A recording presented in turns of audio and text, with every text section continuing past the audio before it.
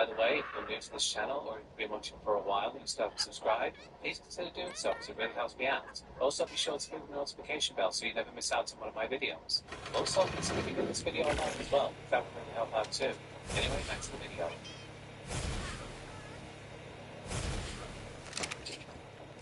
On July 3rd, 2023, 27-year-old man named Zhao Ho lets himself into a gym in Zhenping County, China. It was about 2 in the afternoon. The gym was closed for lunch and wouldn't open until 2:30, but Ho had the key left open when he worked there as a personal trainer. He moved on to a desk job but kept coming back to lift on his lunch breaks. The gym's owner, a man named Zhao, was one of his best friends, and nobody minded him being there. Ho was obsessed with training. Zhao later told reporters he never even thought about dating, and all he did was exercise. He'd been acting seriously for about 5 years, going back to university and almost never let anyone help him. He trained alone by choice because he was that confident. He set up his phone to record his session, and he did this regularly. That phone ended up capturing the last minutes of his life. He walked up to a flat edge, loaded with 120 kilos, laid out, and got into position with an aggressive arch on his back. His shoulders were on the back, but his lower back was curved way up, which means his throat and neck were relatively exposed rather than flat against the pad. He ran the bar, held it for a few seconds, and started lowering it. His arms were fighting it the whole way down. As he finally got the bar to his chest and tried to press it back up to the hooks, his arms just gave out. The bar dragged onto his chest and rolled straight forward onto his throat. Now he was scared. 120 kilograms was sitting on his neck in an empty building, and nobody would be coming for at least half an hour. He grabbed the bar and tried to push it up, but he couldn't. In the video, you can see him open his mouth trying to scream, but with that much weight in his larynx, nothing could come out. At one point, he tried to remove his weightlifting belt, like maybe he thought that would give him some room to maneuver. Unfortunately, it doesn't help. He fights for about 25 seconds until his hands lose their grip and his arms drop. Then his whole body started convulsing, with violent spasms through his legs and arms, and then he went completely still. The bar stayed there on his neck, and his phone kept recording for about 30 minutes. At 2:30, when the gym opened, one of Zol's business partners walked in and found him still lying there pinned under the barbell. They called an ambulance, but he was already dead and had been for a while. The aftermath was ugly. Ho's family showed up within an hour and bought a crystal coffin. They put his body in it and left him inside the gym for a week. They demanded 1.2 million yuan in compensation. The court found the gym 90% liable and ordered a payout of 900,000 yuan. Zhou appealed, but wasn't successful. The gym eventually shut down because members wanted refunds, costing another 600,000 yuan in losses. Zhao Ho benched alone, without a sponsor, and with weight he simply couldn't handle, and in an empty gym with no safety bars and with clips on the barbell so the plates couldn't slide off. Every way out of a failed bench press was sealed shut, leading to his death.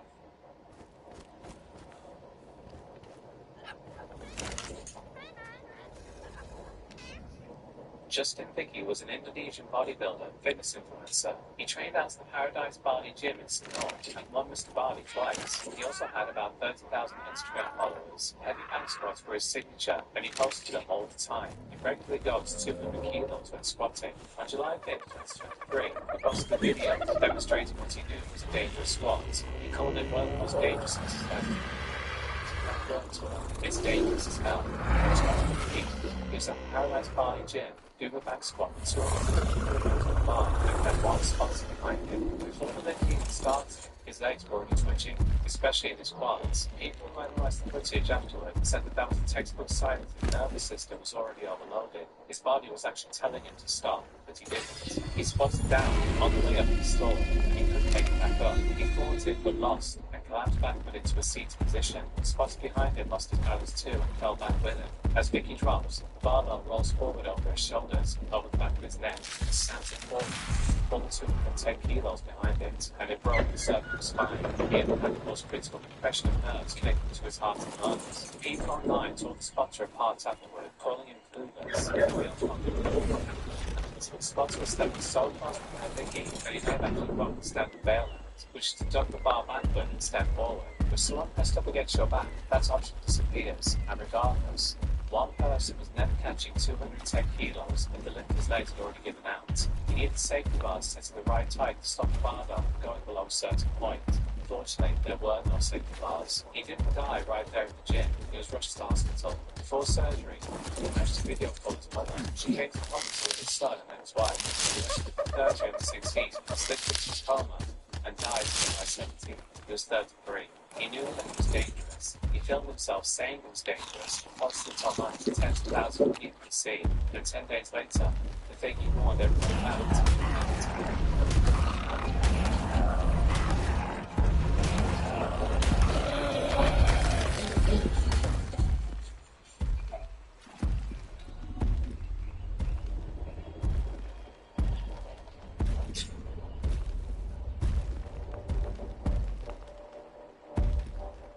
Ronald Jose Salvador Montenegro was a 55-year-old father of two who lived in Olinda, Brazil. Outside the gym, he was actually a well-known figure. The only Lazio dos Bonecos Gigantes, a museum and cultural centre housing over 300 giant peacock-shaped puppets, is some 15 feet tall, a parade through Olinda's carnival every February. In other words, this isn't some anonymous gym casualty. Those records are the in the jargon of the and on the evening of December 1st, 2025, around 7 p.m., he was doing a flat bar bench press with his personal trainer beside him. He went for a set time, wandered arms up, and went back for another, but this time, the bar stick. He was using what's called a suicide grip. Normally your thumb wraps around the bar opposite your fingers, locking it into your hands. With a suicide grip, the thumb sits on the same side as everything else, with nothing locked around the bar. It's called the suicide grip, exactly the reason you might think. If the wrist is heavy and sliding, while the bar shifts, it just rolls straight out of your arms. That's if it just using that incident. When it fails, it goes zero every time. The bar just drops. It slid out of his hand and dropped onto his chest. Full weight, completely under control. And here's what makes this one unusual. He didn't stay down. He got up, freed himself under the bar, and just stood. He started walking toward the front of the gym. He was unwriting walking, then he was collapsed. Sam gave first aid on the emergency services. Sent to the emergency care unit, still conscious, but survived in cardiac arrest, and doctors couldn't bring him back. The likely information given was comatose cordis, which is cardiac arrest triggered by a heavy blow to the chest, disrupting the heart's electrical rhythm. That's why he was able to get up and walk first. His heart was still beating after impact, but the trauma had already set off the arrhythmia that was escalating. By the time he reached reception, it gave out. It's the same thing that kills baseball players who caught some pitches in the chest. They're wrongly accepting their cardiac cycle. The blow doesn't have to be massive, it just has to land at the wrong moment. Police classified it as accidental with no criminal responsibility. A relative told Brazilian media afterward. The gym needs to take equipment seriously. Their trainers can't let people do this alone. Even if they've done it 1,000 times. It doesn't want time to it fails. That's it.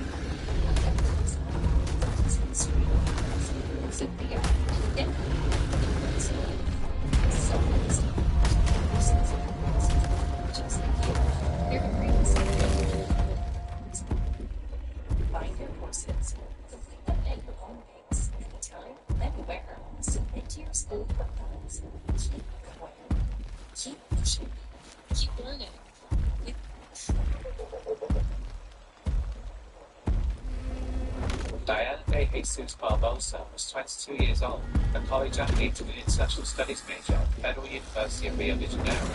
She was in her final year and was supposed to graduate in June 2025. Even remains active, she's working on performance fitness. Her gym in Copacabana. Surveillance footage from inside the gym shows her checking her phone, then sitting down at an exercise machine. She had preview available strenuous. She just sat down and then without any warning at all. She felt manual from the machine and hit the floor. There was no stumble and no mystery. She was upright 1 second. On the minutes, the other fans, two men pushed over. One of them turned out to be a doctor who happened to be working out at the gym at the same time. We started trying to revive her and asked for a defibrillator. Unfortunately, the gym didn't have one. Former fitness, commercial gym operating in the city of Rio de Janeiro did not have a defibrillator on site, despite the fact that Rio de Janeiro state law passed in 2022 specifically requires gyms to carry portable defibrillators and have staff trained to use them. Paramedics were called, but Diana didn't make it. Friends told TV Globo that she had a history of heart problems. Police confirmed she was understood to have a congenital cardiac condition, though the full autopsy results hadn't come through. The story went wide. The head of the Common Command Precinct, Angela Largas, said the investigation would focus on whether having a defibrillator could have saved her, regardless of any underlying condition, because that was the biggest question in all of this. Yes, she had a heart problem, but since the gym had the equipment and legally required to that, there's a chance she could have still been alive. Former fitness was shut down as part of the investigation,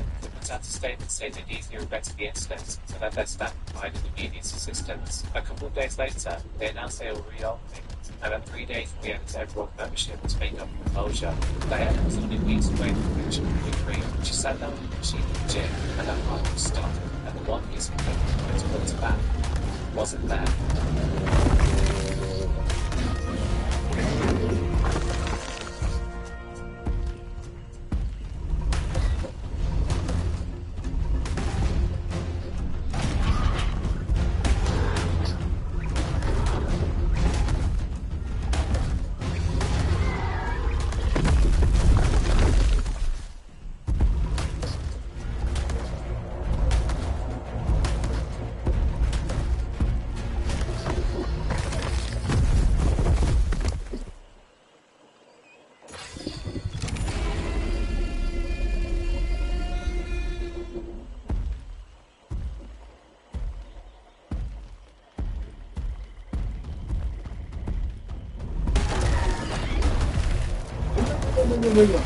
Hey, where's yours?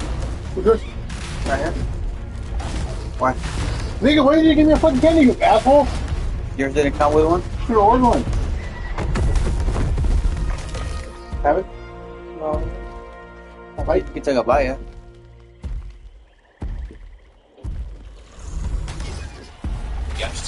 Oh, shit's cool. Was 17, already a national holiday in England. The gold medal was at the National Breakfast Championship in Goa and a Junior National Games Olympics. So Junior 85 love this book. She accomplished more by 17, crossing the full career. As by 18, just 25, she was training the squads in the gym and athletics. Their coach, but she actually spotted the long term, it's almost 600.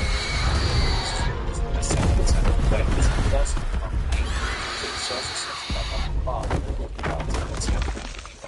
she was standing on a raised platform, which means that she had stepped out of the weights while walking the bar. That's already a problem for 600. You're navigating an uneven surface change with a weight that would punish even a slight shift in balance. She cracked it and started stepping back. Her knees buckled almost right away. She pulled the extra hand and stepped, and the surface difference threw her off. She started going back. There was no way to do balance. The shish tried to catch her. There was no way for her to get the catch since the hands once it decided where it was going. She fell, and the barbell rolled across her back, and over her neck and head she hit the ground. The footage actually showed the barbell deforming through the force of it. That's how much energy was moving through her neck at that moment. She was completely motionless when she landed. Jim had pulled all the weight off of her, but she's tried CPR, but nothing worked. She was rushed to the hospital and declared dead. Broken neck. Ashish picked up minor injuries as well. Local officer Vikram Tiwari confirmed everything after the CCTV. Her family did file a complaint, and her body was handed back to them the following day. She'd already made the lift once that session. That successful first round was almost certainly why she went for it again, and the second time, her foot getting into the wrong moment, with 600 pounds sitting on her spine, and that was enough to cause her death.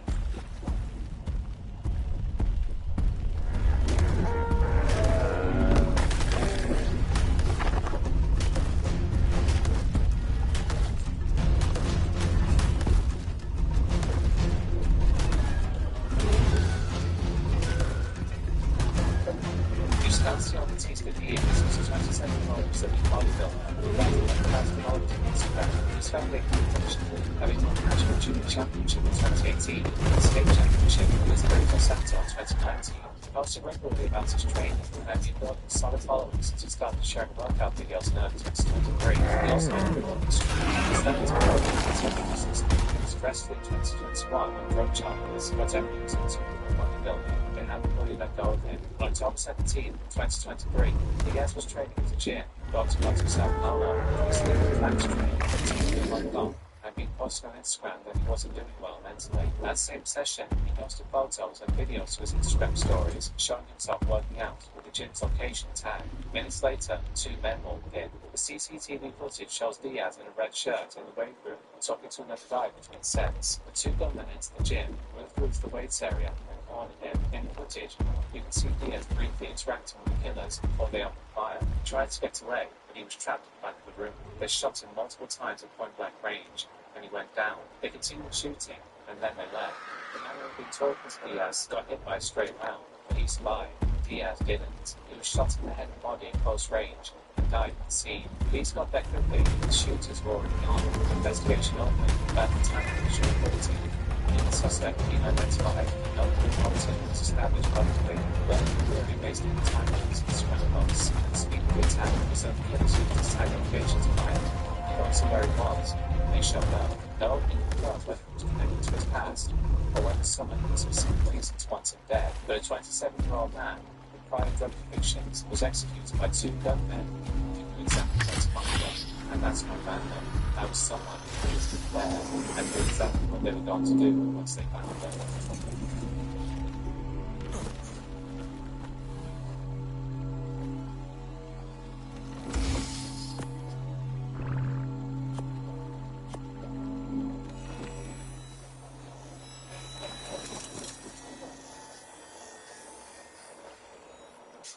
You know, the homeowners live in constant fear.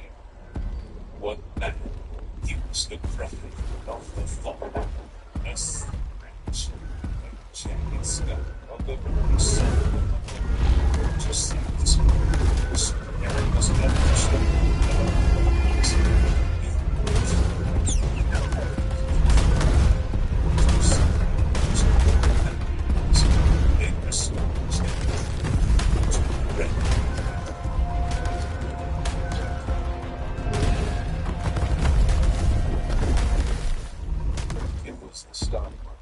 start of history's greatest wave from factory workers in Detroit.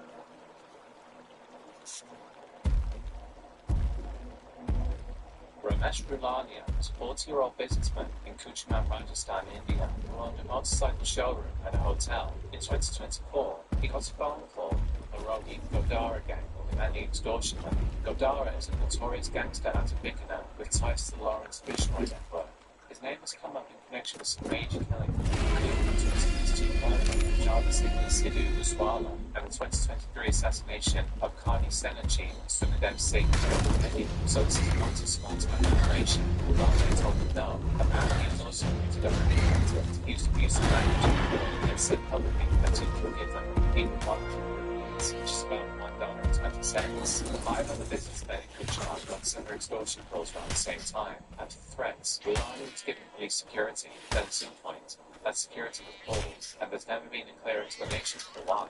On the morning of the 27th, 2021, Rulani went to his regular gym on Station Road in Kuchman. He got there early, around 5:20 in the morning.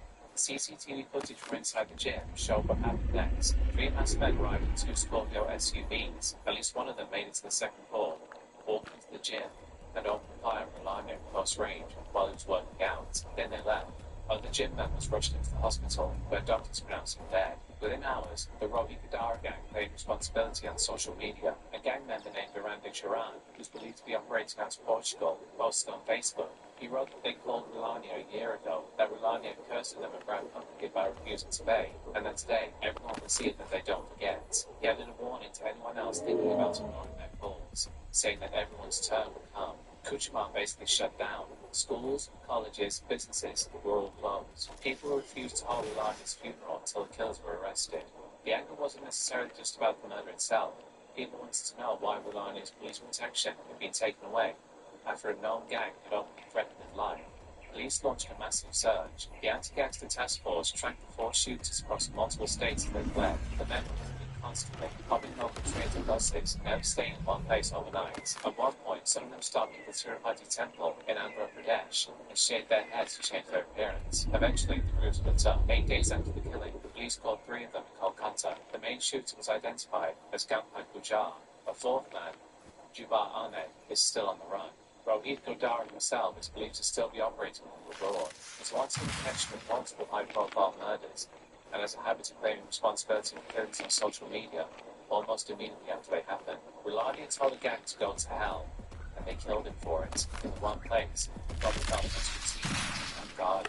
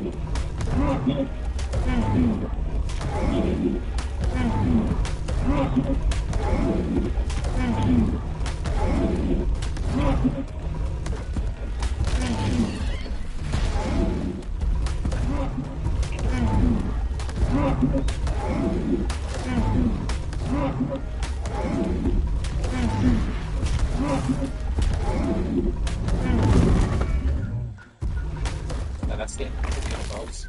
I'd like to thank all of my patrons for their continued support, especially those whose names you'll see on screen now, particularly Peter Mama 0724, Vampire Misfit, Hendrik Van 5, Stray Wolf, Sunny Hauser, Bailey Cosmic Black Metal 96, Mimi, Pizza Guy 111, Lightning to Sunlight, KJ Musical, Los Anna, Brandon Field, Helen Bourne, Connell, PAN, Brendan O'Connell, Adam Clayton, Al Magda, Edward Howard, Danny Jade, Paul Mendoza, Alex Christmas, Bella Schwartz, Bel Sigel, Stimulate, Chris Cesarius, and Dick the Cockjock and the Woodmaster of WrestleMania 69 or maybe not do. Thank you very much for watching, and I'll see you all next time. Goodbye.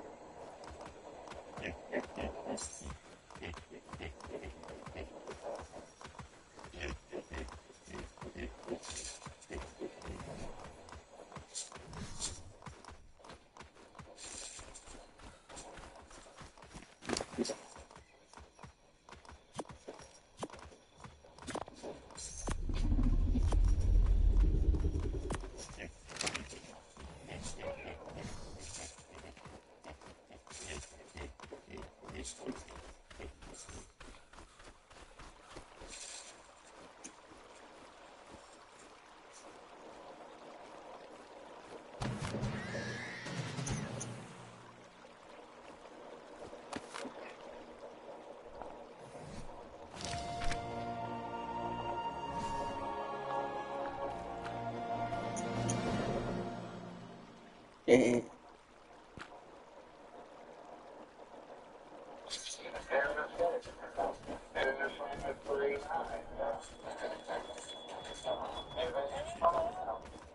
This is on time. He's been threatening to shoot his entire neighborhood up and is about to find himself in the center of an intense chaos. It's this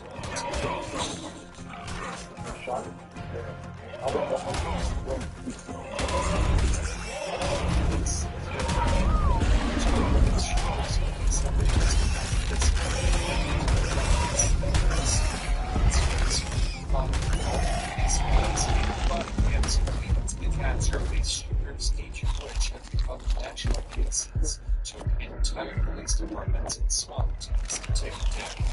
Their destruction is violence.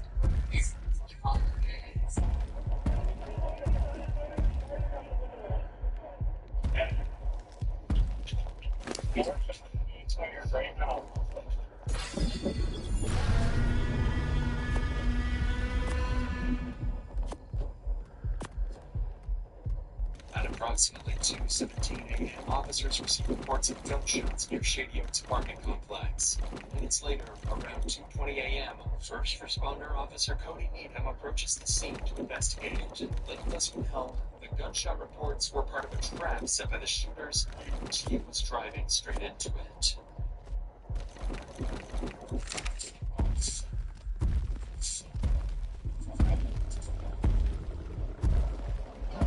I think I've been shot. Stafford entering the officer Shots rang out, and nearby officers were backup.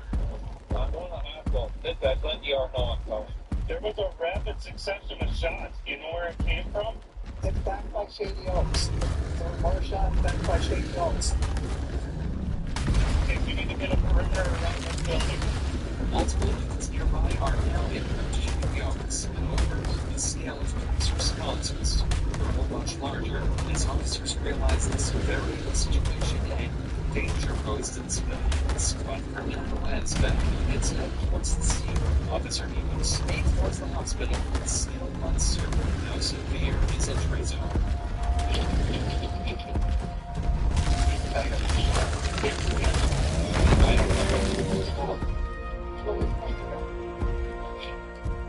Unit receives urgent medical care. Backup officer Christopher Jason and other units make their way towards Shady Oaks, completely unaware they're stepping into a deadly, 8-hour-long standoff.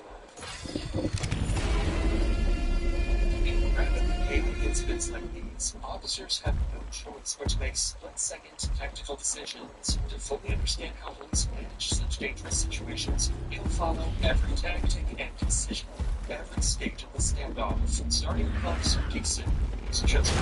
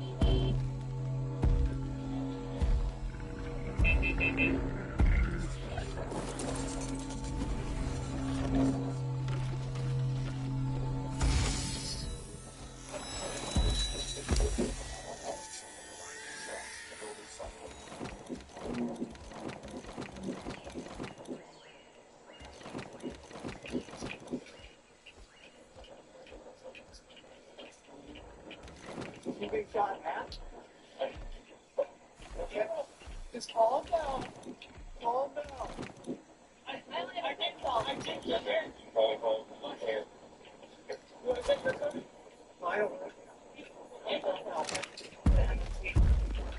Officer Deason and other responding officers move to a position between water compounds, located near the parking lot on the west side of the complex. There's a more immediate worry weighing on the officers.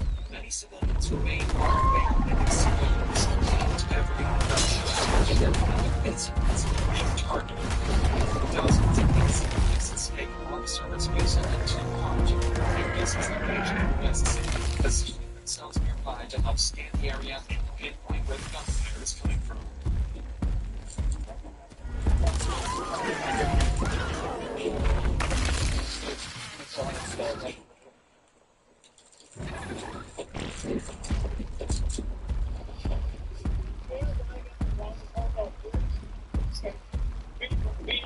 East pull up here. It was what? 4 shots? So somebody being out the window of the building.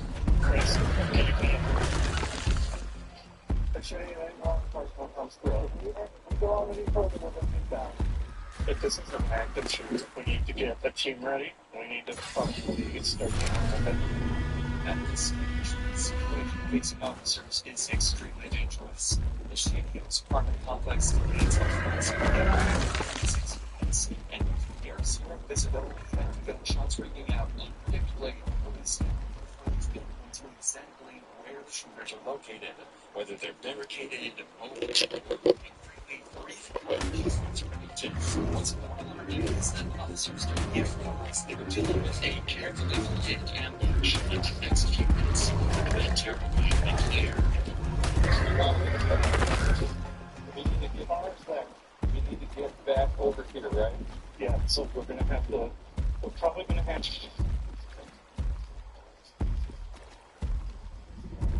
How the fuck is this guy? He blows. He's outside of that.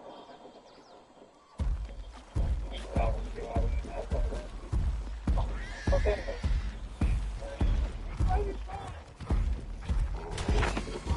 We see it.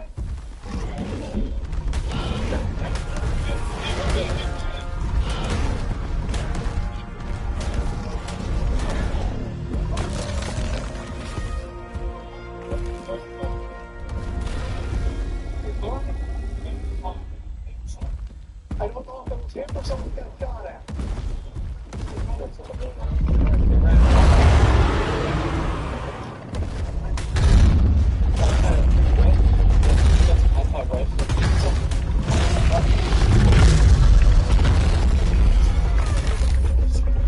Oh no, not rolling over. Shining close. It's coming in from the front of the building and get back to the road. The shots officers just tried to investigate outside of the building. The threat to things. And they ran away with the danger. The officers so much they're dealing with great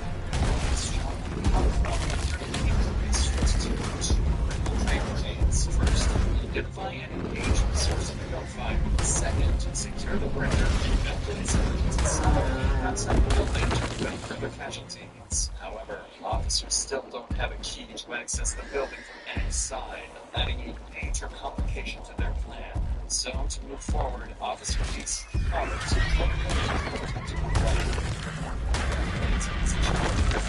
to distract from shooters to pinpoint their exact locations and number. Meanwhile, a second group cautiously moves around the perimeter, evacuating civilians from areas exposed to gunfire. The evacuation team is about to spread out and begin sweeping the west side of the perimeter. With the shooter's identity still unknown, they have to treat everyone they encounter as a potential threat. Come here. Hey, come here. You have the key fob to the building?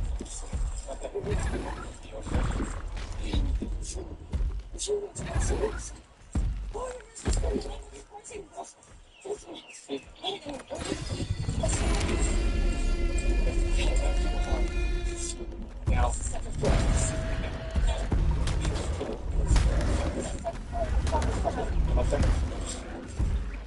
go back to your car, stay in there, okay? Officer Rescue manages to disperse the residents safely. Residents parking lot each spots people might be one of the shooters.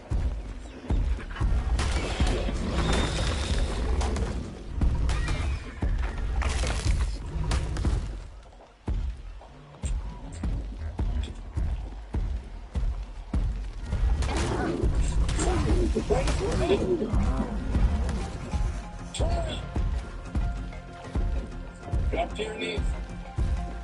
I got a guy that just walked out. He's in the parking lot. I got a car. I need somebody up in here. Stay where you're at right now.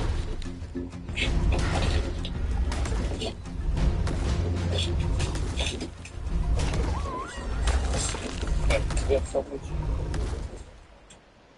Okay. Hey, go to him. Stop. Yeah, come here. Come here. Come here. Let's police department. Come here. There's somebody shooting from the building right now. Okay? Keep your hands on your gun. Go to that red car over there. Go. The individuals turn out to be residents, completely unaware of the danger they just narrowly avoided. But Rasmussen's attention quickly shifts towards two more residents exiting from the back of the building, one clearly injured and struggling. Keith, you got up in the building? So, this way.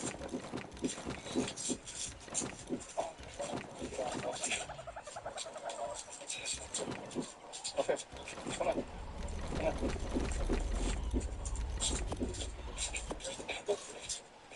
Okay, right here.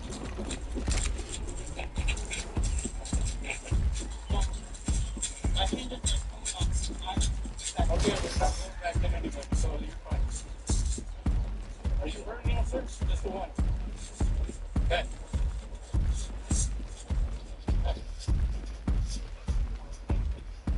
Okay. That light pole right there. The light. Okay. What kind of injury do you have? It's a gunshot. Okay. Who shot you? I don't know. I come out that door, but just getting cut out first place and that way. Got it. Okay. So come right up here, sir. Just hop right into the back seat on that side.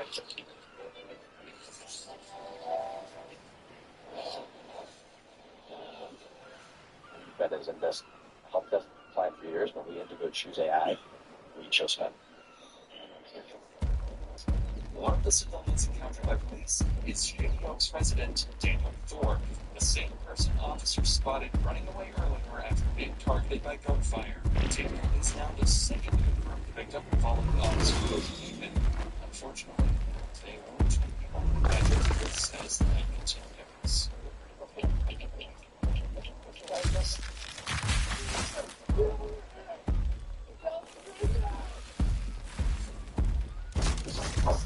By now, multiple SWAT teams have requested assistance, but Daniel's close call on the switch just how deadly the situation remains for the homeless residents and are sleeping about their night, not even realizing there's encountered outside the building, according to her visuals. From the front side of the building, possibly on the second floor. She provides the officer with a key to access the building. With dozens of innocent lives still at risk, police urgently need to devise a plan to infiltrate the building and evacuate residents.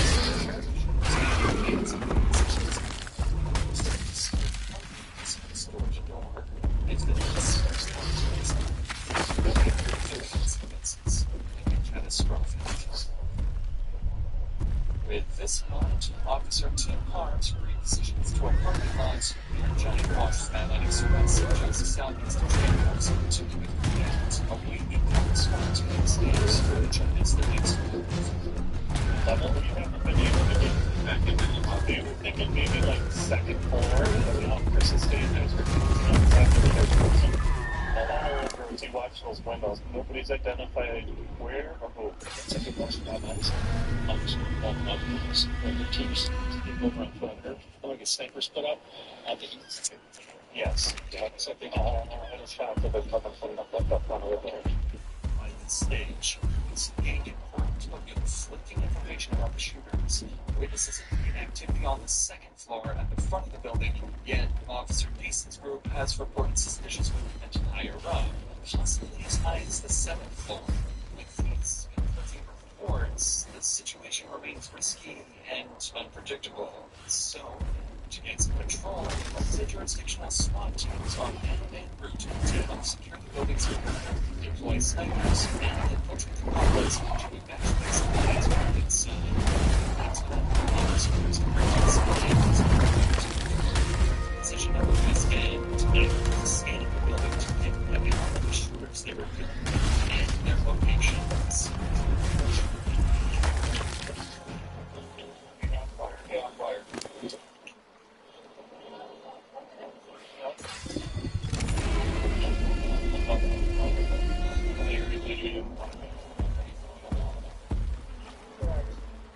Correct. Somewhere in or this.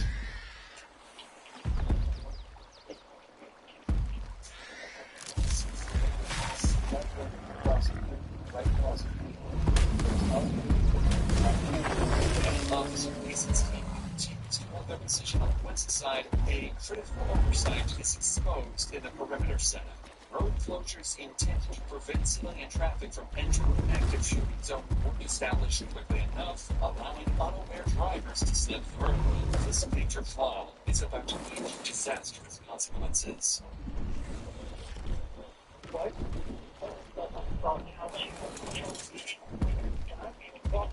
Don't look out there.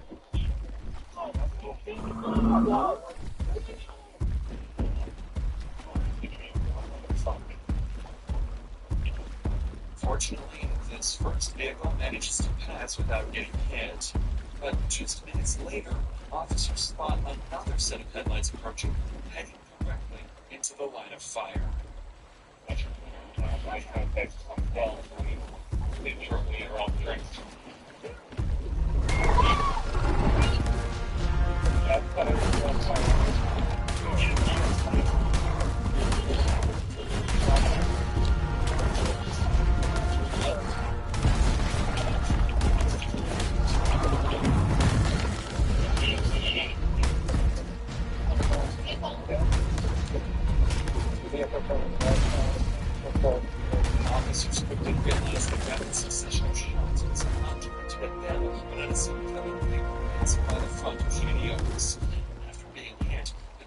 continues forward, eventually stopping on the west side. Still, an active firing zone was placed to position. That's when the driver's disturbing screams.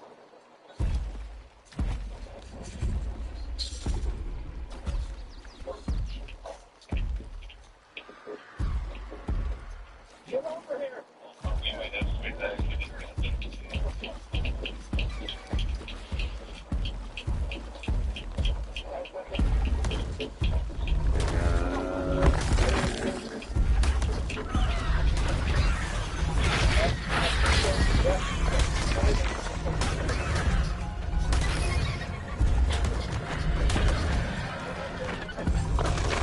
You can't get up there right now. You cannot get up there right there. The injured driver was struck in the leg and is rapidly losing blood. Officers quickly apply a tourniquet to control the bleeding and stabilize him until he can be transported to the hospital. But before they can even catch their breath, a serious problem appears. Other residents and civilians continue to pass close to the active firing zone. It's still continues running. That's when Officer Mason spots something alarming. Someone riding on a bicycle is suddenly seen riding straight into the active firing zone and heading directly towards officers. The guy that we're kind of like right now. You can stop that. Why?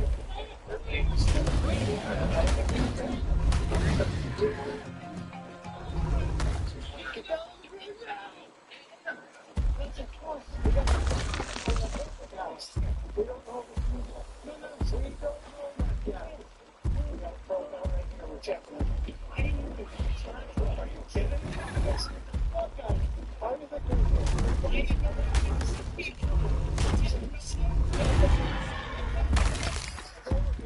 Okay, come over here.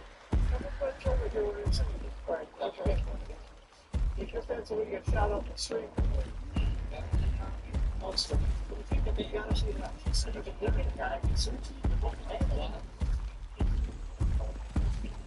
In fact, it says a hammer and some tools. Okay, it's not walking the slow down. Okay, let's all get in on this. Okay, let's here, sir. By the building where you're safe. Okay, now you hear what we're doing? Thankfully, officers quickly determined the biker was not a threat, managing to pull him to safety before he was found. Finished his fellowship meetings by the complex, finally began to further civilians from entering the danger zone. As the society skies. This pause gives officers an opportunity to reassess their positions as they wait for someone support. Violent escalation just hours away.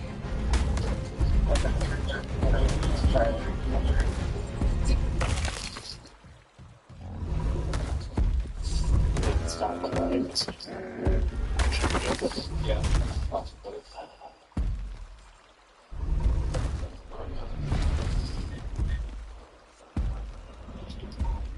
Keep them at a staging point, Keith. We have an armored vehicle and sitting here until they send in over to blue. At approximately 4 a.m., SWAT armored vehicles finally arrive on the opposite side of the building, marking a critical turning point in the operation. For the first time, officers have the tactical support they need to close in and bring the shooters into custody.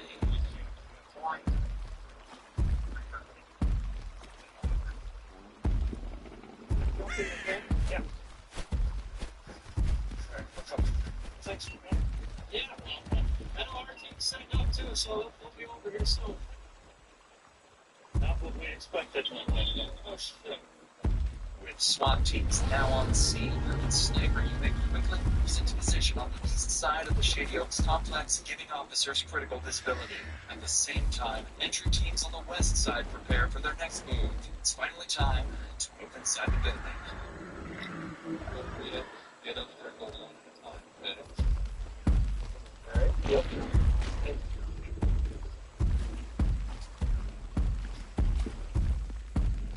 Real steady.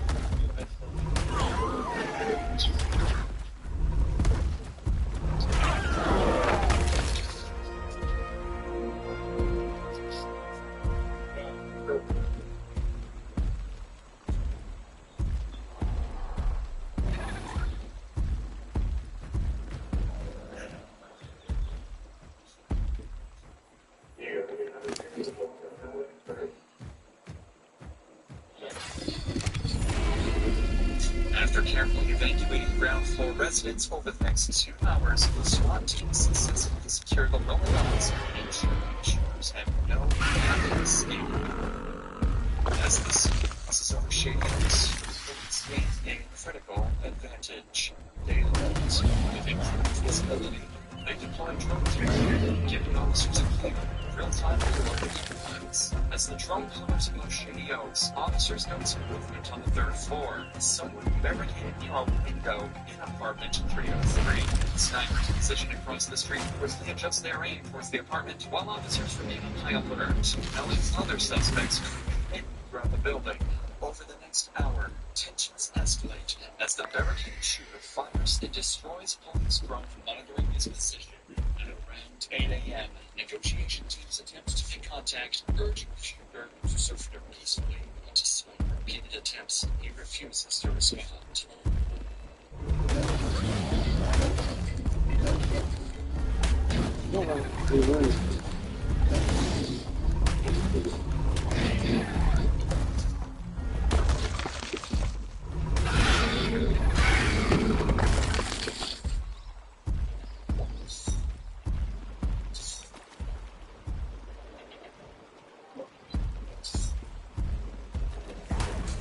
By 10 a.m., after over 8 hours of standoff and with peaceful options exhausted, an armored SWAT vehicle pulls up directly into the shooter's line of sight, preparing to launch enough tear gas canisters to saturate the entire apartment.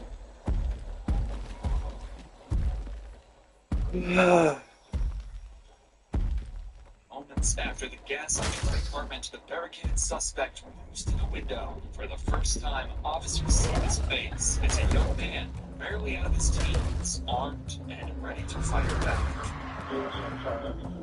Following the shooter's reaction, a single, carefully aimed sniper shot into the shooter's forehead. Moving a towel to his face, clearly and disoriented, the SWAT team rushes to apartment 303 to apprehend the shooter. Inside, they find him and, though cooperative, quickly placing him into custody and escorting him out of the building. Sheriff is our building. Okay, well, that's the reason rest is finished. It's a change. Big ass baggy bags. Check down by his feet. Nothing on his feet. Nothing for anything. Why you like nothing.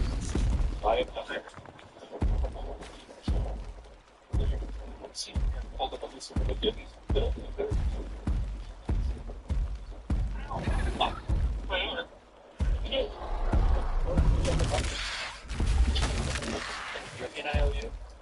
The shooter was soon identified as Devin Matthew Wayland. Inside his apartment, officers recovered multiple firearms, including the rifle used throughout the standoff. Officers continued to search the complex, and after a thorough sweep, they find no other threats, confirming Devin was the only shooter. As he is transported to the hospital for medical treatment, detectives begin rehashing details of the shooting. That's when they make a troubling discovery. The initial 911 call reporting fireworks had been placed by Devin himself.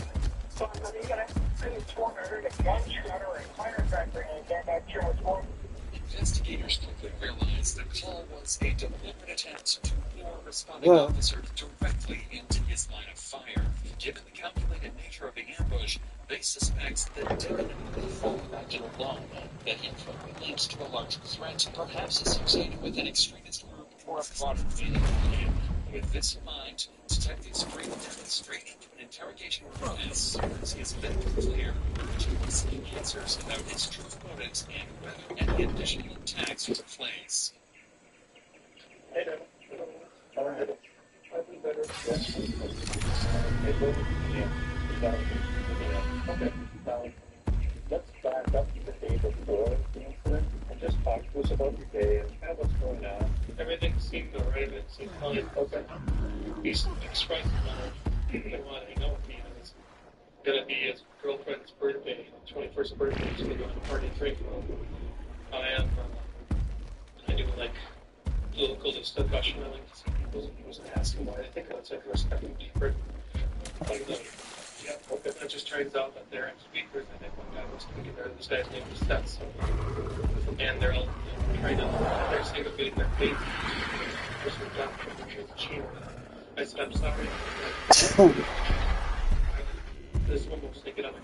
It's a mistake. This is how I view my situation. Because I'm going to respect you. You've been living a nice to share this. And the office space is a lot of was trying to fight me. So I fought him. Jordan got on me. Tried to fight me. We played for trying to make sure that we don't fight that. That was the last straw. And for some reason, I felt like because we didn't want to, but I had accidental discharge and I wasn't got raped from the I'm not sure where it wasn't a gun. It was a mental set up by him for 20 a year. And my grandmother died 3 years ago, so I didn't want that to shoot happen by a structure. He did anything. Just the cars. Just the cars. And to get the cops come, but anyone shoot cops. They also just shoot cars. So nothing to shoot me. But I couldn't help against my view that I'm absolutely most. So that's where that idea, I know it sounds really fucked up. I wanted to live. I tried telling myself this and that, but I mean, last night's situation where deal got too much too fast.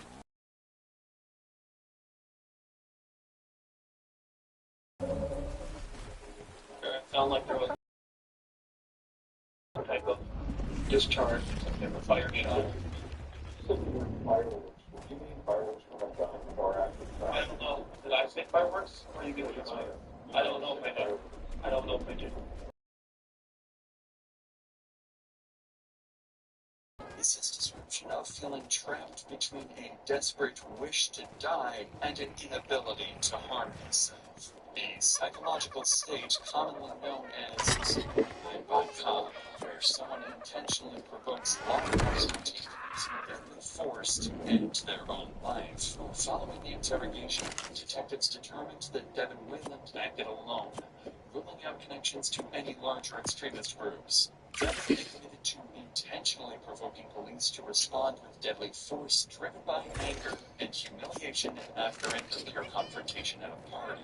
Thankfully, the 3 victims wounded in the shooting, including Officer Cody Meehan, would ultimately recover from their physical injuries. When Devin's case reached trial, Minnesota's Court of Appeals rejected the argument that his actions were solely driven by suicidal intent. Although Devin claimed that provoking police into shooting him was his primary goal, the court found his broader actions of repeatedly firing at officers and civilians to indicate a deliberate intention to kill or seriously injure others. Devin's defense team argued that severe mental health issues were primarily responsible for his violent rampage, but the jury was unconvinced, finding Devin guilty of 3 counts of first-degree attempted murder and 3 counts of second-degree assault. Sentenced to 50 years in prison. Yo. ¿Pajarillos se van a quedar afuera, güey? No, más de la rubia. Estaba bien dormida la güey. Real? Hey, guys. You like that? This is watching a movie with you. Okay. Hey, is there a shoebox leaving on my afuera? Don't rush. Because I'm still drying, so. Okay, the reason I'm asking is I'm falling asleep, wait. I'm falling asleep. Hey, what you ask me for? Remember about shoebox? You know where she put it? We are building something bigger. Something What you want? special. We want you. For her new shoes. This spring, You know where she put them? each I could throw a bit there. The next chapter brings culinary evolution. Our refined rooftop dining experience by Pine Chef Roy Helmer. A place where Asian influence meets California coastal cuisine. Where live fire shows, sustainable seafood, traditional and very grading farmland come together in a truly unique and delicious way. Soko Doko, our playful, handcrafted donut shop, bringing fun, flavor, and the best of Sonoma County into every bite. These aren't your average donuts. Each one is hand-decorated by trained pastry chefs, also known as our donut kings. They are made fresh and focused on using the best local ingredients Sonoma County has to offer. Playbook Sports Bar, the high-energy hangout where great food, big screens, and team spirit create the perfect game day destination. It's all of your favorite bar foods presented with an eclectic and modern twist. Sonoma Cocktail is Sulphur, a stylish, sophisticated live music lounge where craft mixology and sleek style makes the place to be seen. Guests will enjoy elevated light lights and a serious beverage program inspired by prohibition-style cocktails. This is just the beginning. More innovative concepts are coming later this year. And today, attached to February 2023, Delgado enters North Casino and meets Lamar Garcia for they spend the next 6 hours together drinking and having a good time. But by 8 a.m., Jason begins to banker Edgar. The tension rises, an argument bursts out, and Edgar grabs Garcia. Worst of all, he pulls out a pistol and points it directly at Garcia's head. Multiple times, but Garcia resists, knowing he's likely to end at any time, and physical altercations ensue. Then, for one last time, Edgar grabs Garcia by the neck and whispers something in his ear. He extends that Garcia stops resisting. Desperately, Garcia tries to disengage, knowing that this fight is not worth his life. But Edgar sees his chance and pulls out his gun before Garcia even has a moment to react and sends it down. A single gunshot rings throughout the heart of us. Garcia had little to no chance of survival. He was shot directly in the temple, but he was succeeded and slightly closer to death. Soon after, the panic erupted in the hotel. The police investment scrambled to get hold of authorities as dozens of 911 calls were reported. A team of 100 officers were put together with multiple police departments and sent to the Hard Rock Casino hotel. Let's go, guys.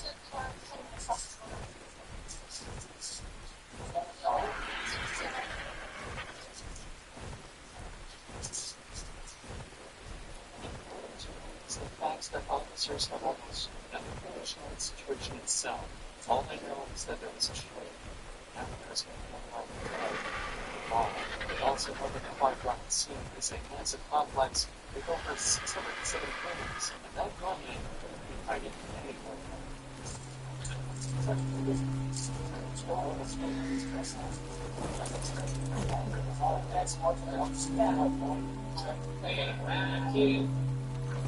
Brian's gonna take this.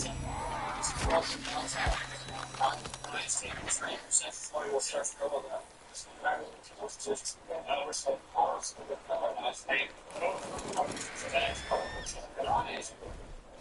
Active shooting, officers now listening to establish control over the situation the moment they arrive at sea. That's why this team immediately moves in to secure the stairwells, because they lack security and connect to several parts of the building, which provides an easy escape route for the shooter. That said, shooting is still unknown. The officers need to treat everyone they encounter as potential threats until their own lives.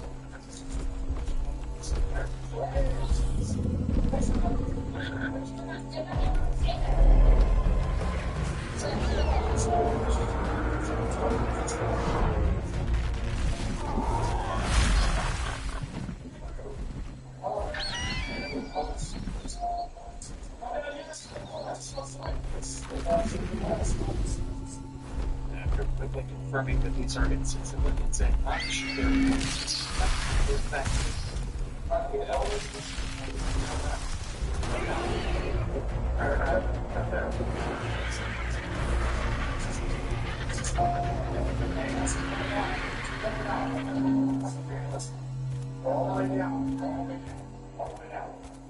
That's all.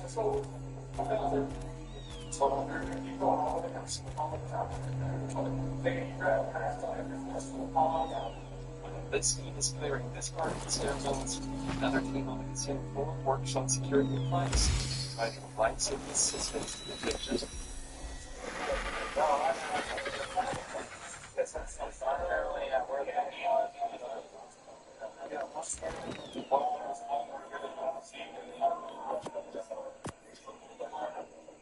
Emergency services were quick to respond, and Garcia was transported out quickly. It was far too late to save him.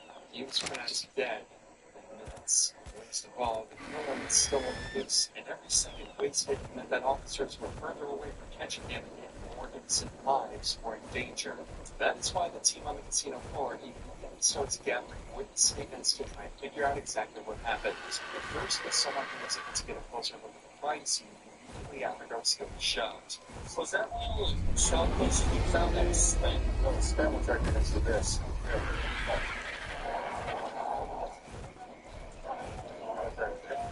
That's the only spent or you saw? That's all. Where was that? What's good, man? Yeah, I just on down. I got down to bring out. Which I saw one shot. Where did you find it? Guys, where was he hit? Stomach. I almost seen the head. I never left right now. The next witness was a girl that Omar was on a date with just hours before the murder. Hello. What happened? Who's the man who's shot? Can you tell me the name so I know if it's him or not? Okay. I was with Omar. Who's Omar the one that was shooting? I don't know. What happened was I came in here after my work with a man like Omar. I was dating him.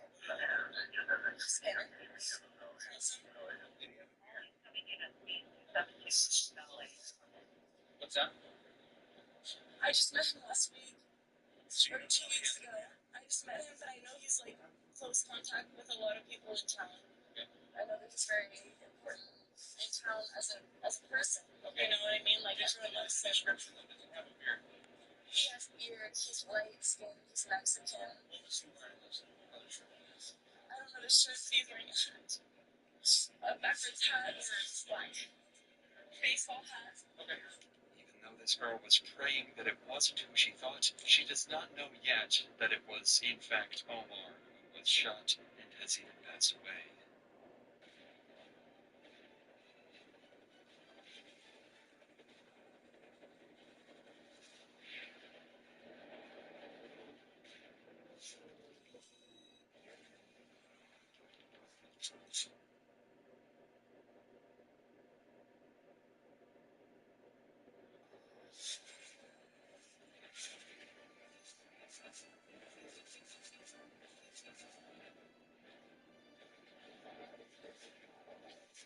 King's Rock, build and fight.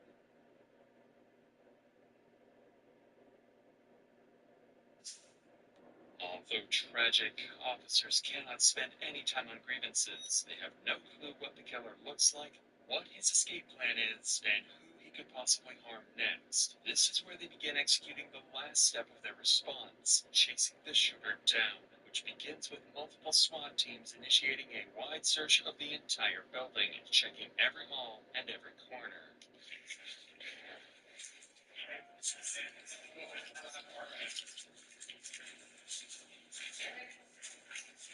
Okay, hold. Keep pushing. Yeah. Just me too. We won't be yelling so loud.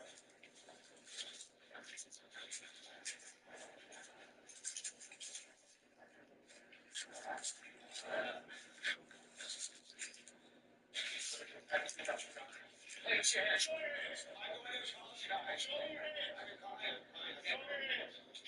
I've been crying. Hispanic guy, beard, gray shirt. They're right there.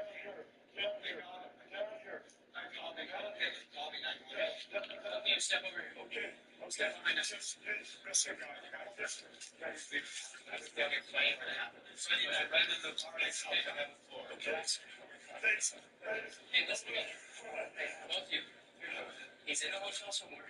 One at a time. That's why we're staying here. Okay, you guys need to get to the stairwell. Okay, let's stay over here. Sheriff's office, come out now. See your hands. We got it with our kids. Our kids are in a couple of rooms Okay, down. listen to me. You guys need to stay in this room. Don't come out for any reason, okay? Okay. Okay. Do not come out. Okay. There's an active shooter right now. Stay in this room. At this point in time, officers do not have access to any of the CCTV footage, and it is difficult for them to find out who exactly the man is, let alone where he went.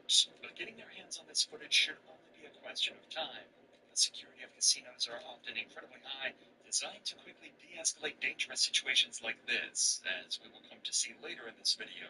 Police at Hard Rock Cafe received intel that the suspect likely fled into one of the 5 apartments nearby on the first and second floor. Fortunately, this team you just saw cleared out the stairs and hallways, meaning more teams can rush into these apartments and look for the suspect. Sheriff's office, open the door, show me your hands. Keep your hands up. Okay, we got a shooting downstairs. We gotta make sure who's in here and who's not, okay? Let's step right here. Keep your hands up. Just you two?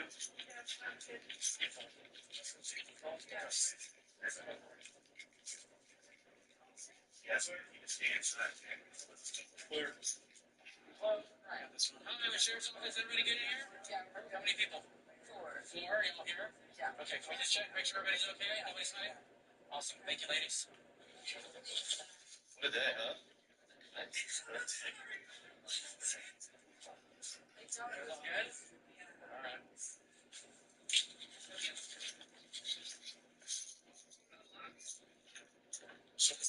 Yeah. Unlock the door. Open it slowly with your hands up. There you go. We know close one. All right, let's go. All right, so whenever they come on, just call out for second. We'll get you some hands, okay? Okay. Start up in there. Clear, go down.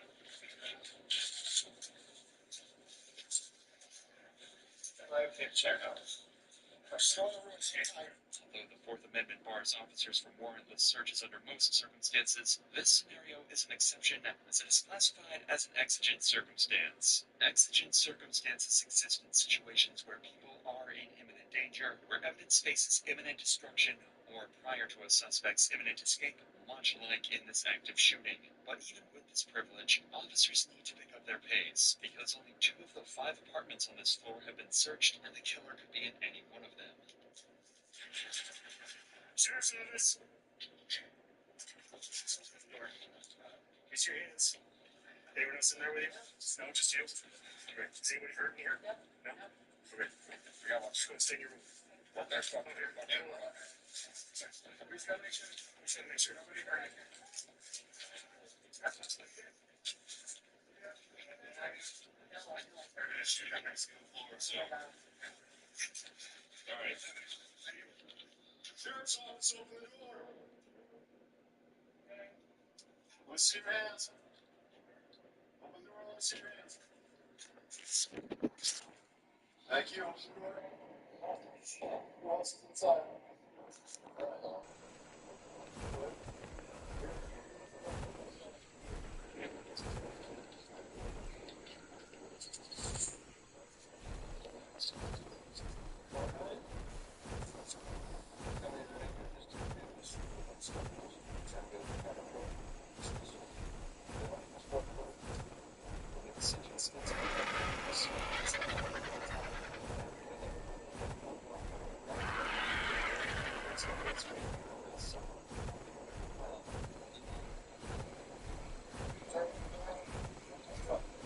Seriously, let's go. Okay. Where is you? Okay. Shower.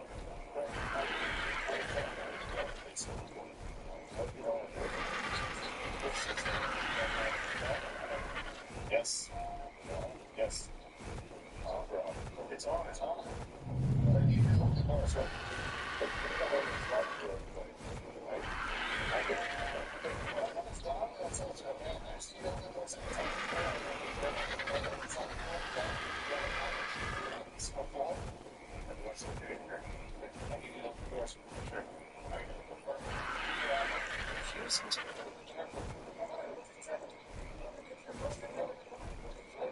This guy's got it.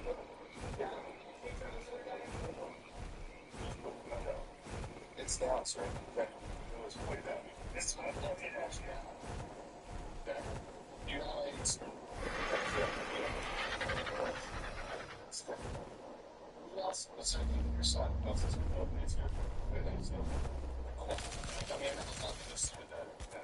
Yes, you can put it on the thing.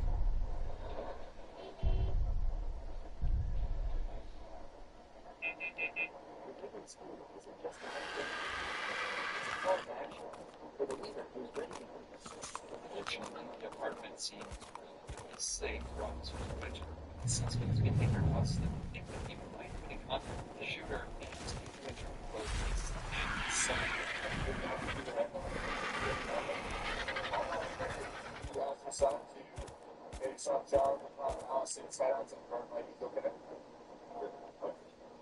I know, sir. Good. Yeah. I'm sorry to serve the sheriff's office. Sorry for the rude awakening. I'm not sure I've seen folks who are going in the room of the sheriff to be in the shot. No, that's trying to come in their room. Okay? So I'll see this suspect. Suspect. Yeah, I do not know yet. So, so we're asking people to shelter in place right now. Fairly pretty close to me done, so it's going to be about an hour fall down. Fall down, so now it's okay. a shelter in place is an emergency group. Multiple cases and needs of emergency and stay put in safe places that are emergency. It's hard to deter from being able to harm individuals. Now, though, this one showed no being affiliated with the shooting, so officers decided to move on. 5 apartments searched, and there was no sign of the killer.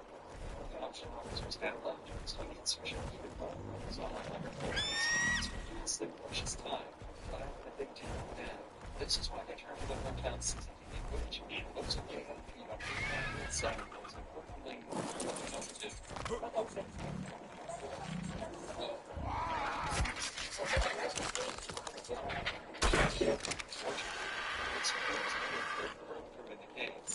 officers soon find footage of the man running up from the crime scene. Officers had investigations in the scene.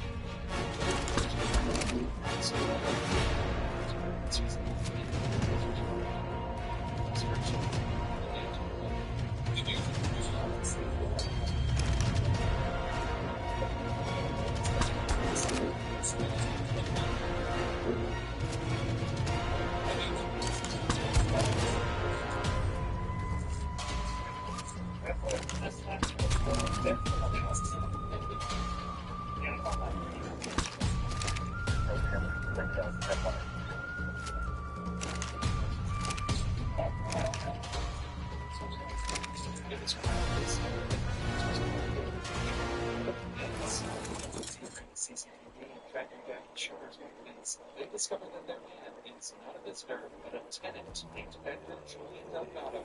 Check hotel in Ford. His girlfriend, Savannah Takamala. After a seat rushing into the room, I think,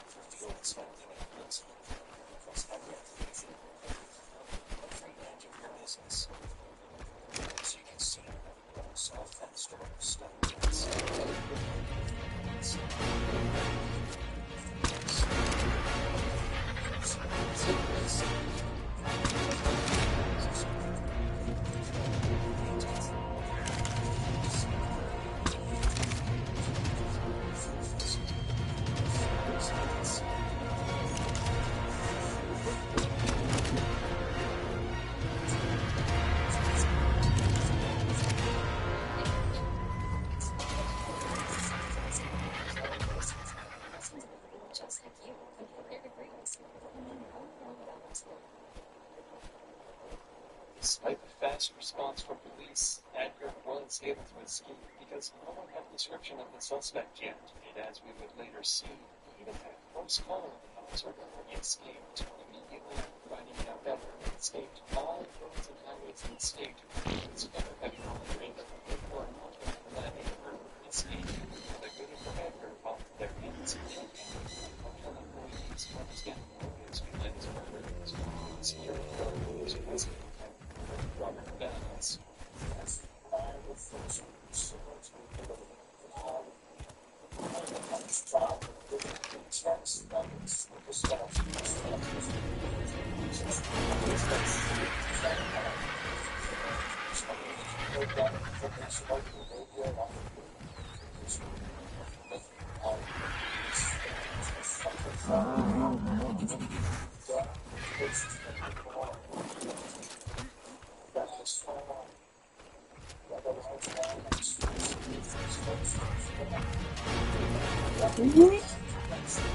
You sucker.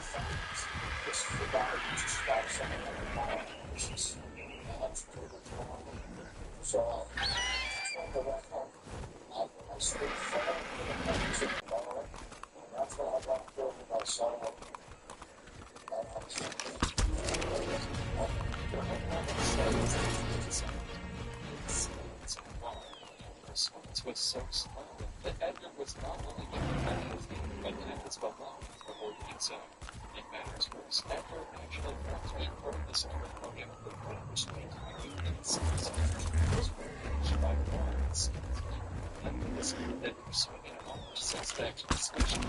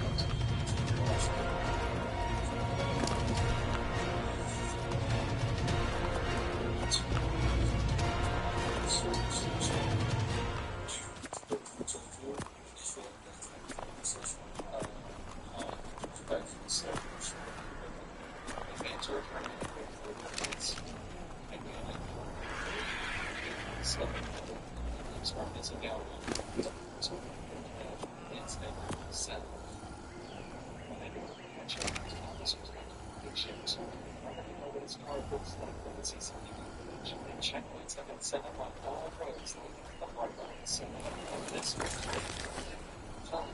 Edward fell in their hands. Years later, Edward's vehicle was patrol his job at its highway victim.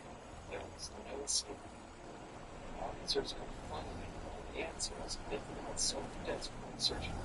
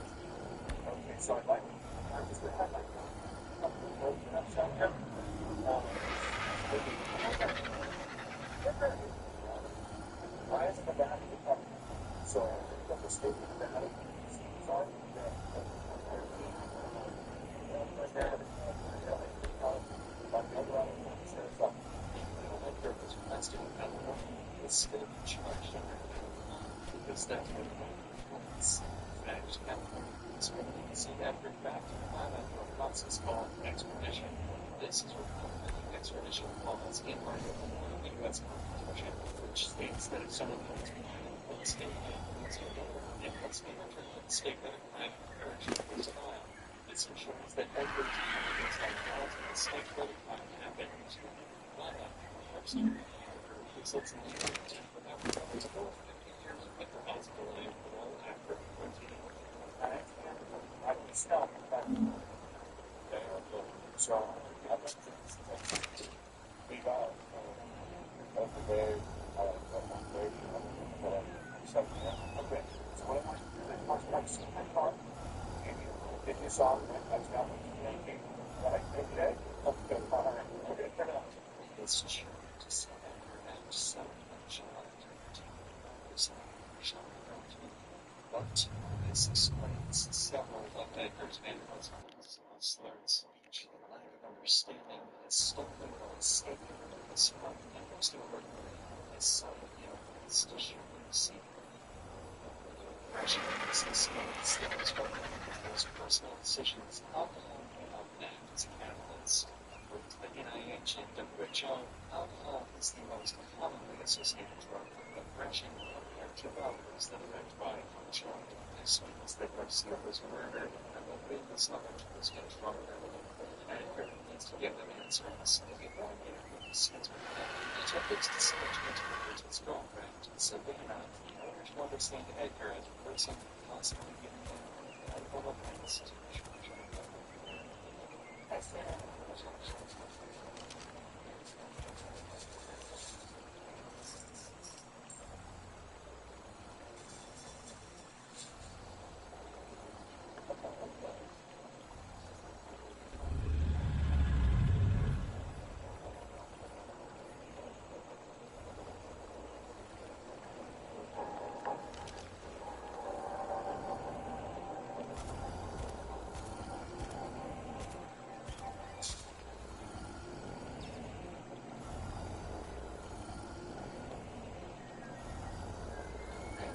I get staying. Jenkins is the last thing this week as well. I'm going to take it after these church that's in the practice language. So let's just they can allow that to be on their file with information.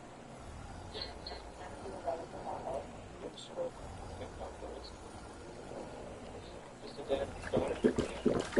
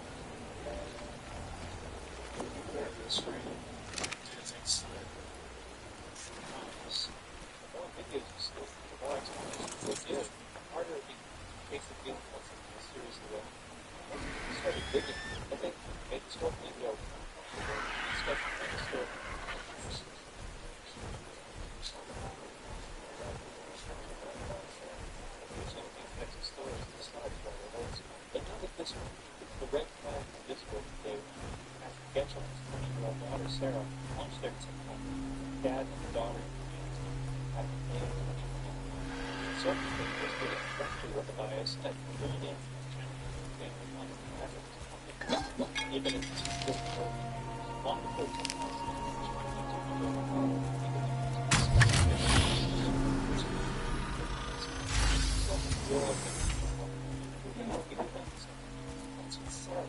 Open the doorway. You gonna open the door? I said I'm falling asleep. So make you throw it.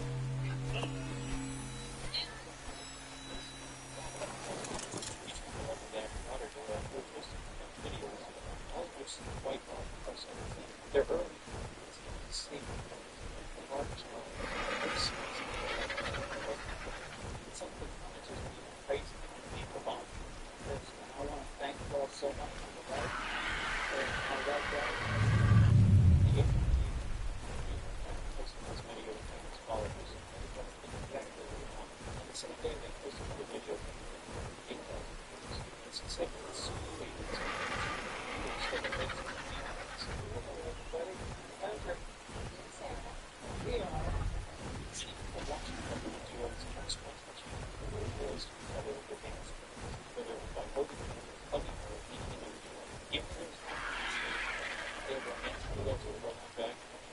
Certainly felt inappropriate for a father of God, with their faces itching to come. This is creepy. It starts with all the evidence. Really disturbing history. For example, May 2023, they posted another of these things that were computers, this time when they were wearing. Now, the issue was wearing a regular, just down shirt. The creepy part of the show is where they said, Ladybug. We don't look at the Urban Dictionary, but it looked for those of suspicion. But uneasy about things. Placement is what I'm saying. I'm really sorry that you work for police.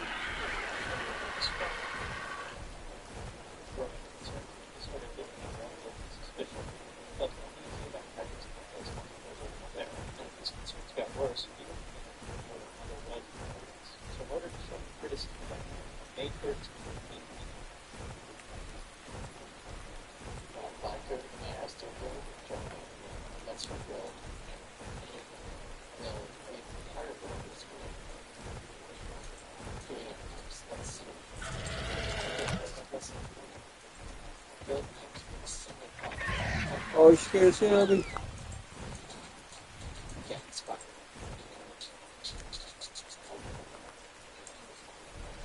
Sarah posted a video of another police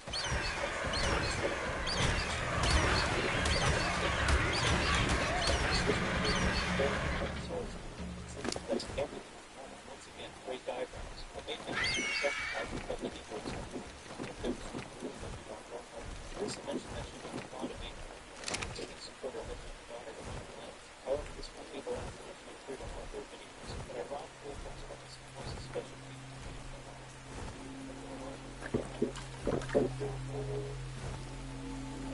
There's one thing. Very intentionally so check out physical affection for a time. Not as open like this.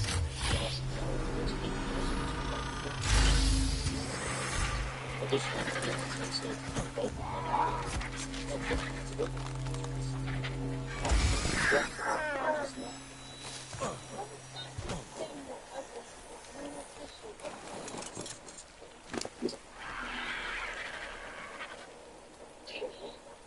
That's hella fucking dope.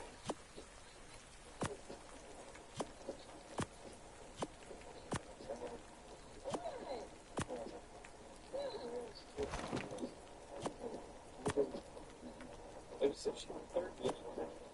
They just wanted her to go away so that they could be together. Unsurprisingly, they didn't look to call them out there.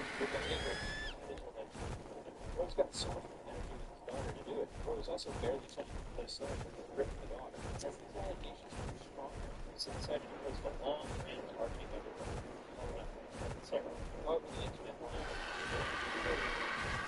Well, there were a lot of people that their videos were Others believe that she was intellectually disabled and may not fully understand the situation. She's got some form of mental illness, but I've seen people who live there / know the mom say that the mom enables it / knows she doesn't care. She's a little slow.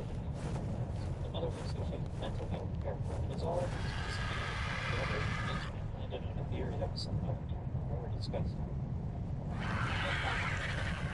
See, I read every comment. Even though throughout this period, Sarah herself posted a number of videos of allegations. This is my father. We're doing dance moves out of But there was nothing going on between her and her father. The viewers remained genuinely scared for what was taking place. Sarah they believed the whole situation, and that his behavior towards Sarah had most likely been normalized from the start. This means she may not even be aware of this. This explains why she's continuing to defend her father. Soon, around the same time, people debunked the criticism. They were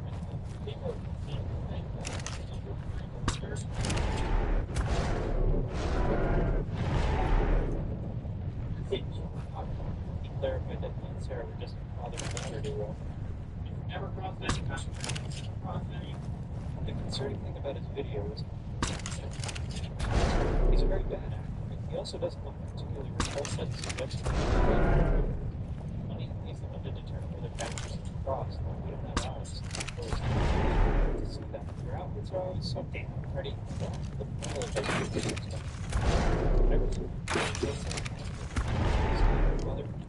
But none of this would compare to what okay, we got something special.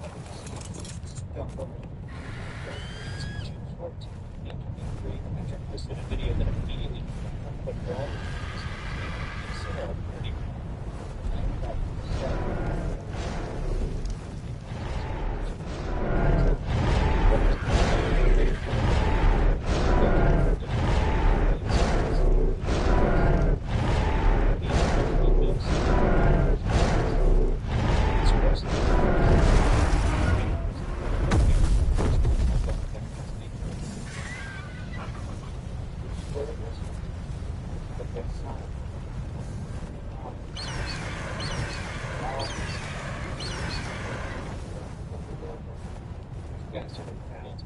God to stay pure until the day she returns. Yeah, this is gross. See, a naive one, holy relationship. Everybody wants to don't ever look back. That shit ain't normal. Dude, that's what we're saying.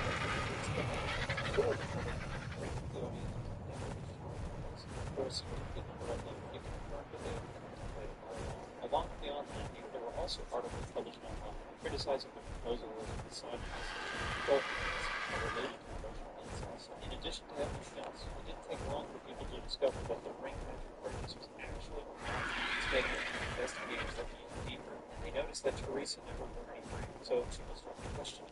Not only that, but Patrick himself had never seen her anywhere, which makes giving your eldest daughter a purity ring engagement even more gross. After this video went viral, the real notorious all over the internet for their border and protesters. People created a number of dedicated subreddits as these people started looking deeper into the world, more disturbing details became discovered. One of the smallest predators on the island, Compsognathus curiosicaris, can be seen as a pet, a pest, or a threat. While alone, Compsognathus is not dangerous or aggressive. In larger packs, however, it remembers its underlying carnivorous nature. After a group of Compsognathus grows to a certain size, their pack mentality always seems to embolden them to attack. For some reason, Compsognathus is not naturally afraid of humans. Rather, it seems to be quite curious about humans and their instruments of survival. They tend to be drawn towards humans out of this curiosity, and then call their packmates to help explore their discovery. This usually leads to aforementioned pack aggression, with dangerous results. Compsognathus gain increasingly significant attack power and speed when in close proximity to other Compsognathus, as their pack aggression takes over their behavior. Additionally, their distress call carries quite far, rapidly alerting the tribe and its pets to danger more efficiently, and increasing the likelihood of forming a so-called compy gang. My question is, why are you medicine and medical doctor? Do you all live in a hotel? It is Patrick. At the moment, yes. Staples. You're going to be making a big move soon, so it's better than getting locked into a laundry. And with criticism regarding every upload, Sarah decided to address the internet with So you want to know why I look like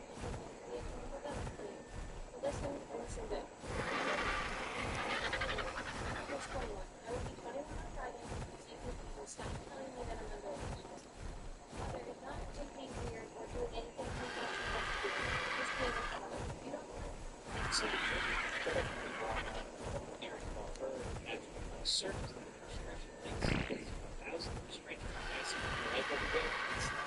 The problem is, the internet wasn't invented this question out of thin air. Patrick and Sarah weren't being watched because they were private.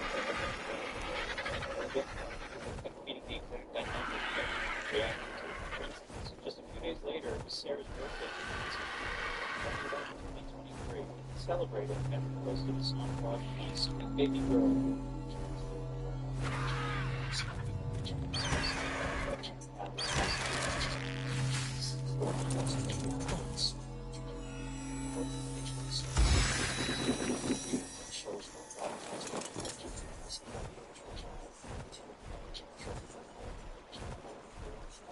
Again, a dad writing something heartfelt for his daughter isn't automatically weird. In most families, it would actually be sweet, but the lyrics get linked up with normal birthday.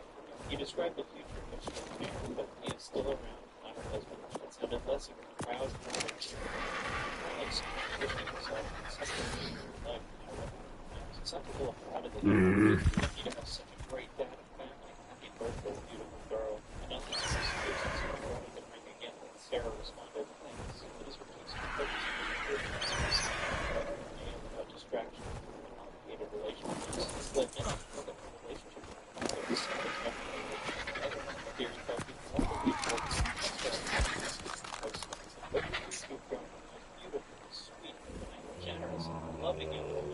With your smile, light up that entire room. Your sweet voice can put a line in it. It's holding you everything that's in the entire world. Just because I love you, my sweet baby girl. Her was Ladybug. In other place, he framed her as emotionally sentiment in a way that sounds like a healthy father-daughter dynamic. The reason this affection stood out so sharply is that it didn't feel evenly distributed across the land. Because for his mother's birthday, the time responsible was noticeably different. Not only that, but he also noticed Sarah's brother, which sounds small to people like it was exciting. Sarah being about which one the rhetoric said, Sarah didn't happy birthday to me for my son, Sarah's brother. He is strong and funny and sweet and stubborn, but the most awesome young man you could ever meet. We love you, Hunter. Amazing work. What does P feel the need to include in Sarah's brother, Hunter, making it seem like she is his mother and gave birth to his son? He didn't say much. He mentioned X. He's a freak, and I'm not sure why I still have some of those words. Oh shit. Relationship with her dad, space public. It's so collective and private. Does she look at the son? I think that question feel a lot more urgent. But now that Sarah had a private account with her name, perceive her, the look of her person, and all the media,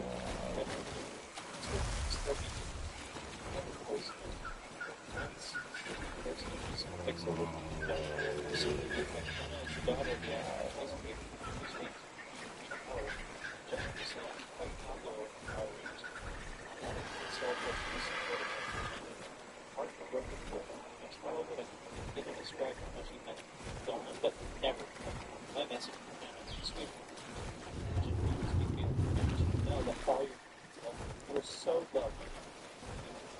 His legacy has been inclusive of everything loved. If you ever need to talk, my DMs are always open. Personally, listen to whatever you need to say. I love you. I'm so sorry for your loss. And it's great. Sarah posted a video where she felt something for text.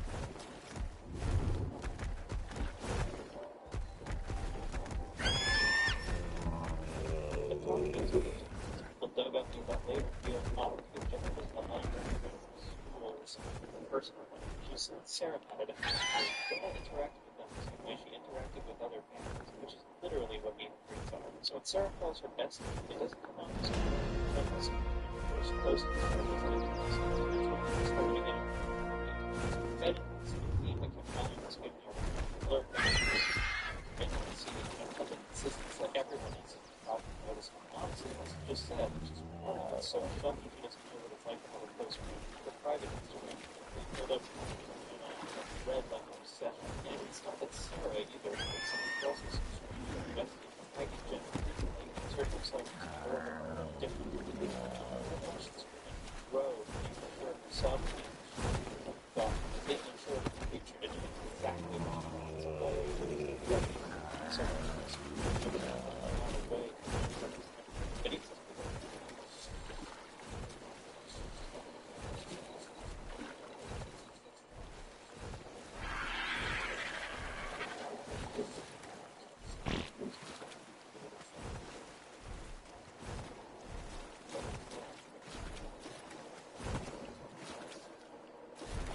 stuff.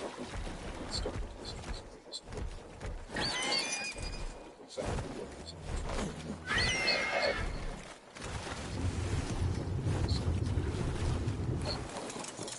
That's really almost unbelievable. So still, which means every day introducing some of this. Called it out after comparing the dancing around the accusations that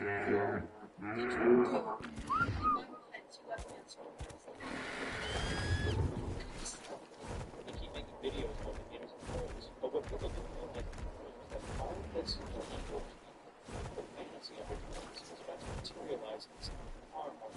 Because while viewers are still debating whether the Jenna situation was awkward fandom or some of the people, Patrick and Sarah quietly announced December the 2023, they uploaded a teaser of the 1920 book that personally post of the co-author together. Some viewers genuinely said, this is totally my style of a book and will be purchasing now so will go far. Their description of the story, dragon, royal, destiny, anything you'd expect from a young, aspiring author and their supportive father. But here's where things started to go different. When it officially released on April 18th, 2024, titled Fire Princess and Dragon, people actually looked at the book parallel to the scripture and said, Princess and Dragon, lurid, emotional, relational, non-informational, public, said that second person of the time, truly lived on the farm and found that she's going to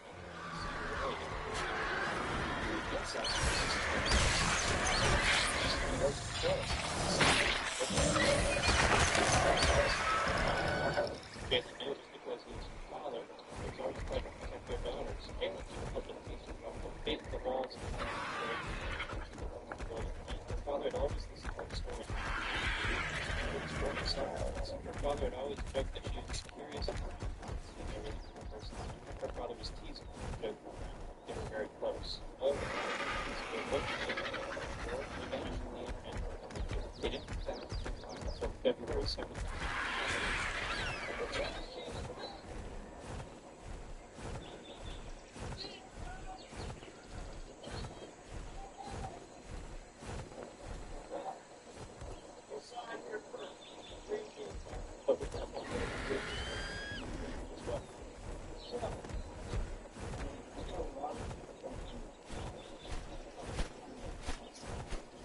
Just a week later, they found themselves in a position on needing to release yet another video to justify their about their behavior was inappropriate. They described themselves as simply a very close-knit family who framed everything as completely normal.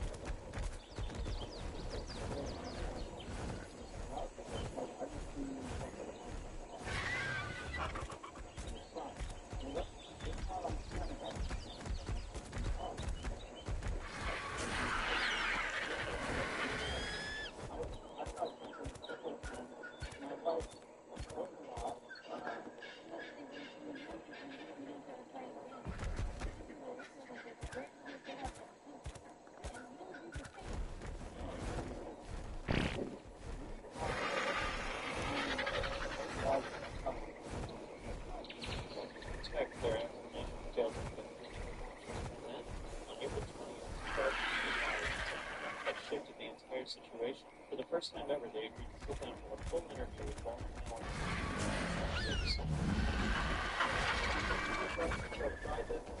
Set the record straight. And try and let's take it. It looks like it's crazy. As the interview was forward, Sarah spoke about being homeschooled. They talked about their shared faith, which set the stage for whatever went on.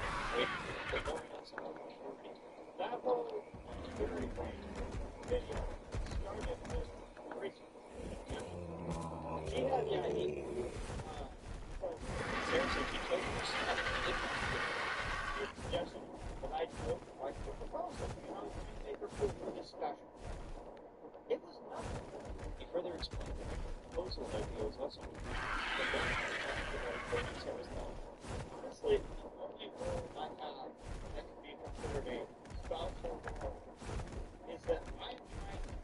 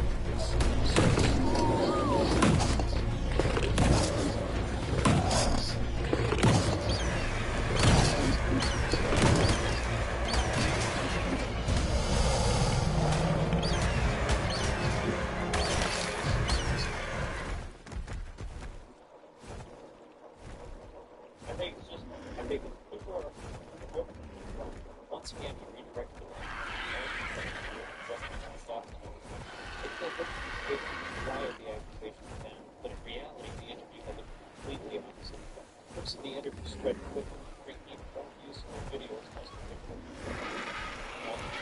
This reignited their strong subreddit and so working so closely wasn't enough for the internet to have one made the whole situation was done. Back in December 2024, Sarah had posted a TikTok personally using AI generated audio. The video she taken from a song clearly made by AI. It's unbelievable. They discovered that this is an active person who had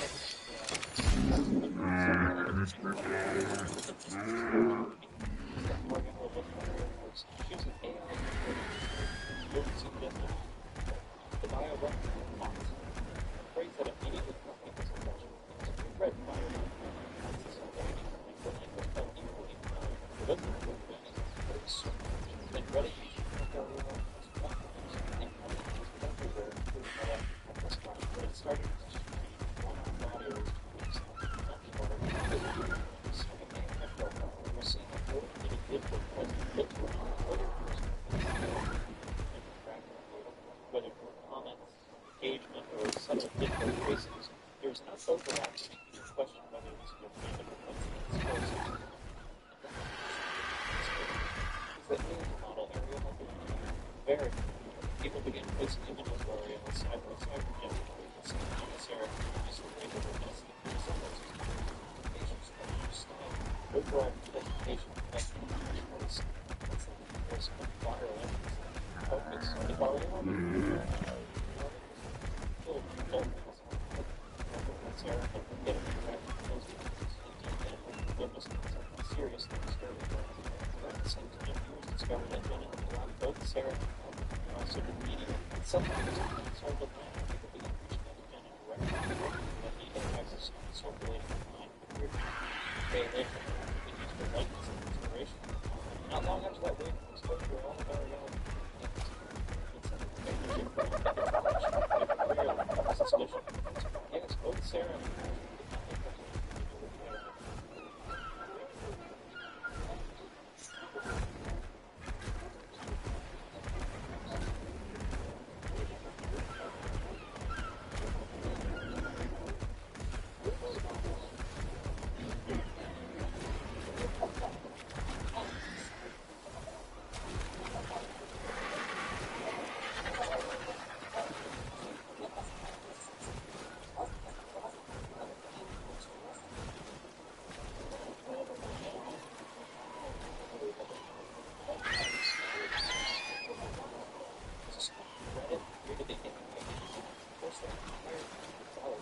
Sarah lips. She was because Reddit Sarah was something to do that. This is something well, every RAL across social media one profile will be touch a literati. Context literati is a website for using adult fictional stories to pursue. The account can publish a story, public data. Hello, my name is Aria. I've been running this story for a long time, but it's talking about it a lot. Even if you wrote it's like people would still read the problem. See the problem. Submitting the priority was also making the audio recording.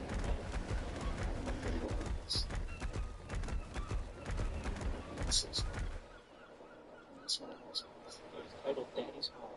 The caption once said, inspired by a circumstance, shall remain nameless to protect her innocent constructive feedback role. Consideration for a rookie unappreciated. Let's protect people.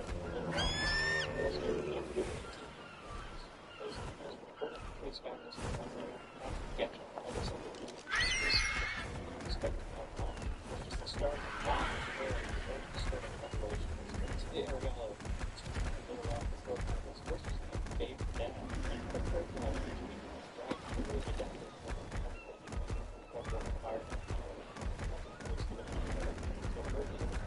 the second account has been used in a suspicious way, which arguably crossed every limit because this stories are including characters who decorate matches and children whoever the very culture well, that reference made on the followers concerned. The connection web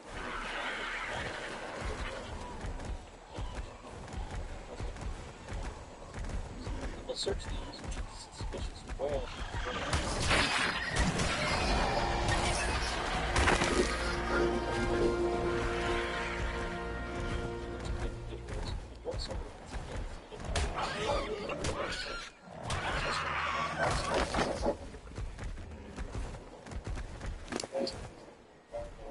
It wasn't all of this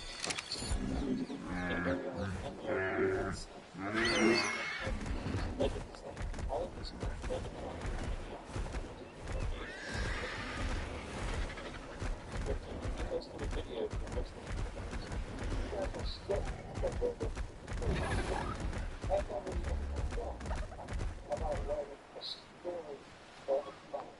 And you know what I'm talking.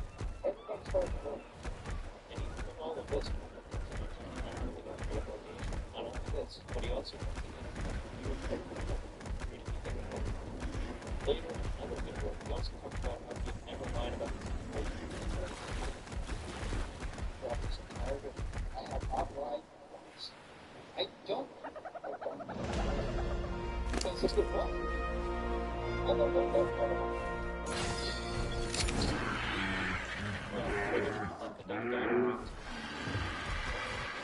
We assert that all of the end.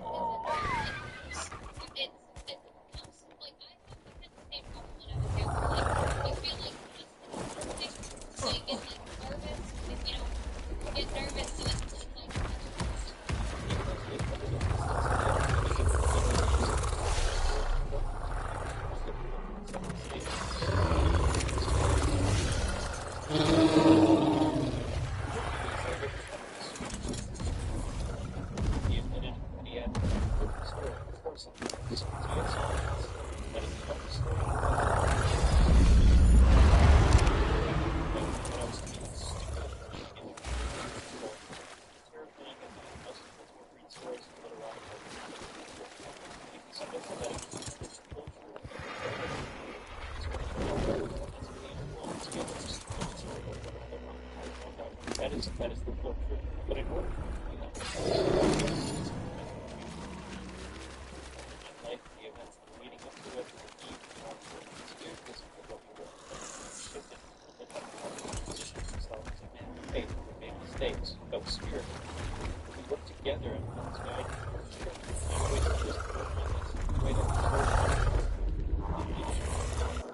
but to expose this hypocritical creed even further, the later appeared in